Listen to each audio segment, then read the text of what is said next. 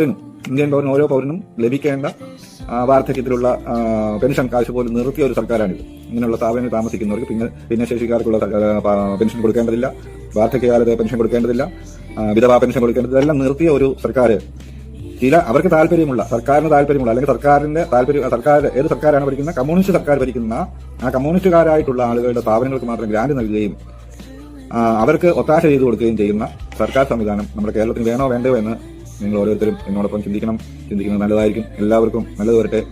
എല്ലാവരെയും ദൈവം അനുഗ്രഹിക്കട്ടെ. ഞാൻ വീണ്ടും ബാക്കി എല്ലാ കാര്യങ്ങളും നടക്കുന്ന കാര്യമായിട്ട് ഒരു ദിവസം കംപ്ലീറ്റ് വരും. കുറച്ചുകൂടി വെയിറ്റ് ചെയ്ത് രേഖകൾ കൈവശം കിട്ടാനുണ്ട്. ഇത് കൂടുതൽ ഇവർ താമസിപ്പിക്കുന്നു. നമ്മൾ ആദ്യം ഒന്ന് കൊടുത്താൽ കൃത്യമായിട്ട് വിവരം തരാതെ ഉഴപ്പി വിടും. രണ്ടാമത് അപ്പീൽ വെക്കേണ്ടി വരും. പിന്നെ മൂന്നാമത് ഒരാഴ്ച അപ്പീൽ വെക്കേണ്ടി വരും. കമ്മീഷണർക്ക് അപ്പീൽ വെക്കേണ്ടി വരും. ഇങ്ങനെയൊക്കെ ഉള്ളതുകൊണ്ടാണ് അല്പം താമസിക്കുന്നത്. എന്തായാലും ഞാൻ ഇതിന്റെ പിന്നിൽ തന്നെയുണ്ട്.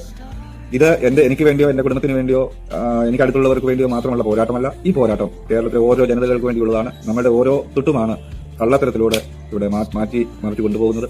അത് ഞാൻ പുറത്ത് കൊണ്ടുവരുക തന്നെ ചെയ്യും. ഞാൻ ഇതിനു മുമ്പ് പറഞ്ഞിരുന്നു, വെറും ഒരു സ്ഥാപനത്തിന് വേണ്ടി മാത്രം 1 കോടി 10 ലക്ഷം രൂപ വീതം ഓരോ വർഷവും ഗ്രാന്റ് വാങ്ങിക്കുന്ന സ്ഥാപനങ്ങൾ കേരളത്തിലുള്ളപ്പോൾ വേറെ കുറച്ച് സ്ഥാപനങ്ങൾ കണ്ണീരോടും കഷ്ടപ്പെട്ടും ശിക്ഷയെടുത്തും സ്ഥാപനങ്ങൾ നടത്തി കടത്തിലും ഒക്കെ ആയിരിക്കുന്ന സ്ഥാപനങ്ങൾ നമ്മുടെ കേരളത്തിലുണ്ട്. അപ്പോൾ അവർക്കില്ലാത്ത ഒരു ആനുകൂല്യം വലിയ ആളുകൾക്ക് കൊടുക്കുന്നു എന്നുണ്ടെങ്കിൽ അതൊരു ചീറ്റിംഗ് ഇതാണ്, കള്ളത്തരമാണ്. ഈ കള്ളത്തരം പൊളിക്കുക തന്നെ ചെയ്യും.